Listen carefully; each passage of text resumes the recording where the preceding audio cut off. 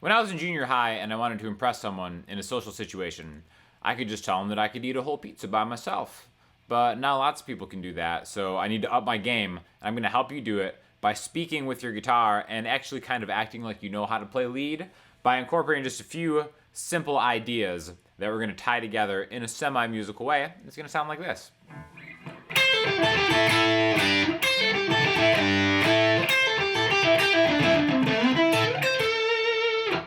All right, now this is super easy. You can do this at whatever speed you want, but we're really just taking a little bit of pentatonic stuff, a little bit of a chord voicing, and a little bit of an arpeggio, and then making them kind of seamlessly flow together a little bit. And really the point is to be able to incorporate this kind of stuff in any you're playing, right?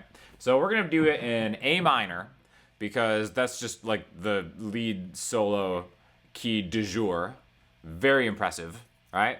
And we start with the A minor pentatonic scale, all right? Super easy, looks like this. 5-8, 5-7, 5-7, 5-7, 5-8, 5-8. We're really gonna work backwards through this. So if you start with the 8th fret on the high E string, 8, 5, 8, 5, 7, 5, 7, okay? So the 7th fret on the D string is an A.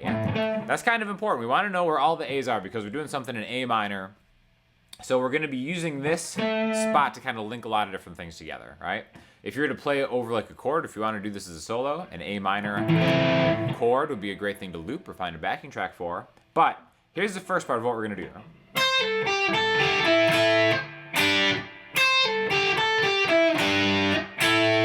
Okay, so it's a pentatonic run with triplets into a double stop.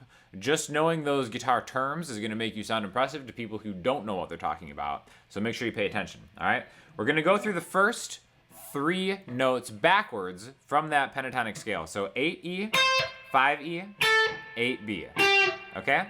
One beat is going to be broken into these 3 notes. It's a triplet, all right?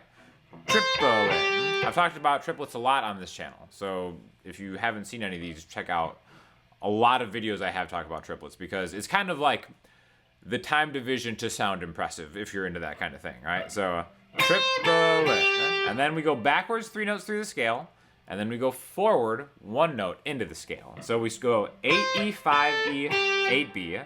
Then if we go forward from 8B, we end up on this other A note, the 5th fret on the high E string. And then if we go backwards 3 notes from here, we've successfully created 2 beats of triplets in kind of like a scale type pattern. Now the way I'm picking this is alternate picking.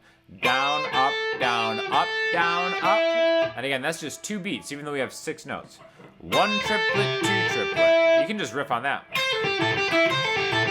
And then if you do it with pull-offs, pull off, pick, pick, pull off, you can build up a lot of speed.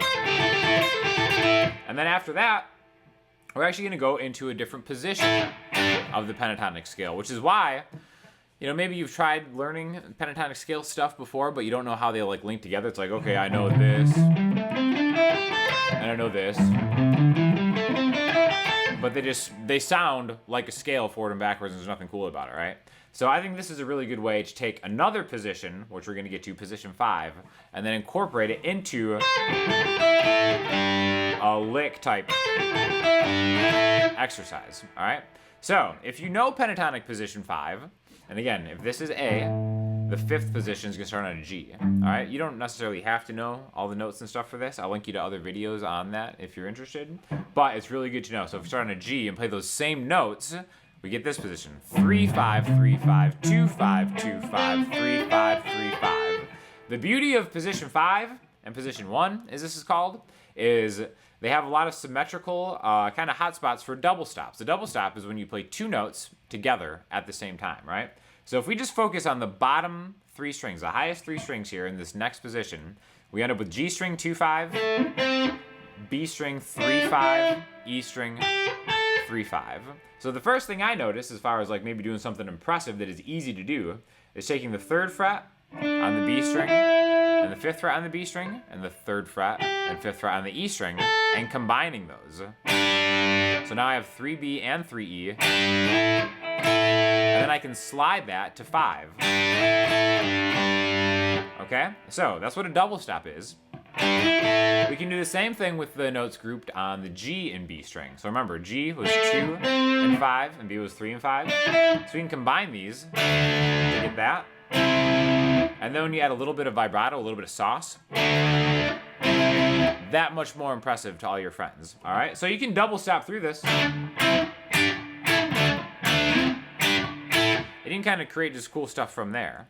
But I want to add that from this shape into what we just did in the first shape. Okay, so in my mind, what I'm doing is I'm going through A minor, pentatonic position 1, doing just 2 triplets, into position 5, using this kind of spot, the 5th fret on the B and E string, as one part of this, and into this. Using this kind of as like a, a bridge in between those 2 shapes, which is really why shape-based scale learning is so cool to get into. And then the next time I do it, I'm going to change one thing. Instead of going 5-3, I'm going to go 3-5. Again, a way to break up the scale soundingness of a lot of these exercises is to just maybe switch one thing and then leave more space.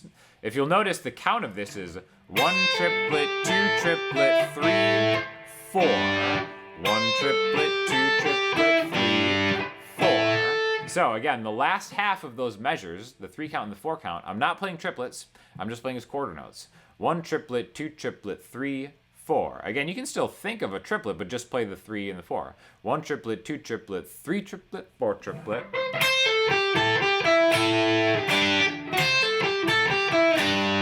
Then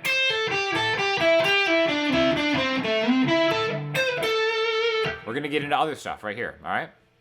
Now, what I added there is I'm just going one measure all the way through in the exercise that we just did with the minor pentatonic, right? Remember, if we know the minor pentatonic scale, 8, 5, 8, 5, 7, 5, 7, 5, 7, 5, 8, 5, right? If we keep doing that exercise where we go back 3 notes in a triplet, then forward 1 and start the next 3 back, right? Which again, I think is one of the most valuable exercises to learn for your picking and just like musically, because you're gonna hear that kind of stuff in solos all the time. We could keep going. Let's do 4 beats of it, right? So 1, 2, 3, 4. All right. So again, the first one is 8 to 5 on the E string. You end on 8B. The second triplet, we start on 5E. 8 to 5 on the B string. The third triplet, we start on 8B. 8B, 5B. We end up on 7G. The fourth one, we start on 5B and then go to 7, 5G. After we do that, we're going to do this.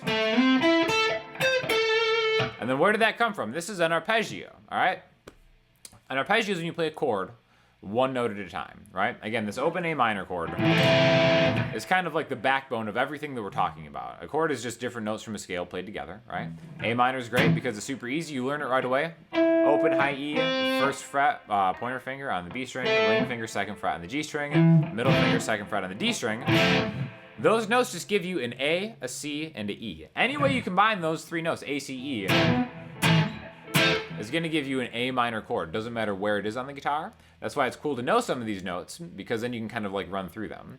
So if I were to play an A, a C, and an E in order in the pentatonic scale right here, again, that chord is in the pentatonic scale, I would get 5 on the E string, which is my A, 8 on the E string, which is my C, and then 7 on the A string, which is my E. A, C, E. Now I can repeat this shape. I can maybe slide into it. On the 7th fret of the D string, which is my octave A. This is the same note, pitched up higher. And that's the next arpeggio, right? So I have a root note, 3 frets higher, diagonal back 1. I have a root note, 3 frets higher, diagonal back 1. I can start the next one on the 10th fret of the B string, which is an A. So 2 arpeggios fold look like this. All right? I'm not interested in both of those. I just want to jump into this one from this exercise, right? So a lot of things about arpeggio-based playing is you can definitely hear the sound of like a like an arpeggio, it has a certain sound to it, which isn't a bad thing or a good thing, but it's definitely recognizable. A lot of the point of what we're doing here is to take your knowledge of seeing these things and incorporate it in a more musical sense. All right. So again, this spot right here, this octave A, the 7th fret on the D string, is where we're going to launch into this arpeggio. 7D, 10D, 9G, 10A. All right. So once I do those 4 triplets in a row, that's backing me up into the A. I'm going to arpeggio it from there. And then I'm going to get the 13th fret of the B string and the 14th fret of the G string. Now, where did this come from? Well, this is really, like I said, open A minor. There's only 12 notes in music, the way we slice it up. So any chord that you play up here, you can add 12 to, and you can get the same thing past the octave bar. So I'm looking at A minor here, and I see the 1st fret on the B string and the 2nd fret on the G string. I can run that 12 frets higher past the 12th fret, the octave bar, if you want to look at it that way. And I know that this 13th fret on the B string is a C note that's going to lead me home to another A. The 14th fret on the G string is an A. G, G sharp, A. So again, our launching points are this guy to this guy. All right?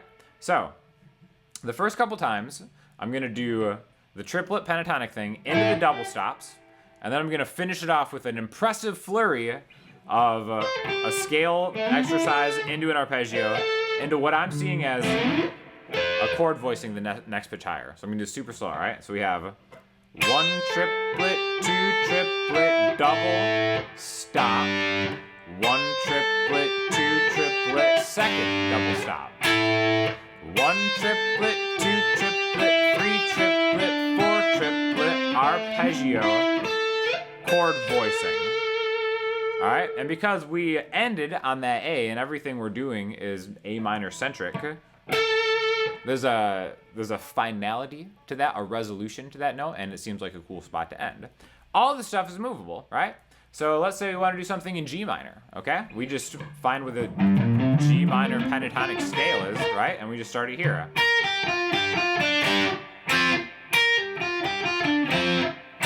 We can do the entire thing there, but we're just starting in a different spot. Anything you want to do.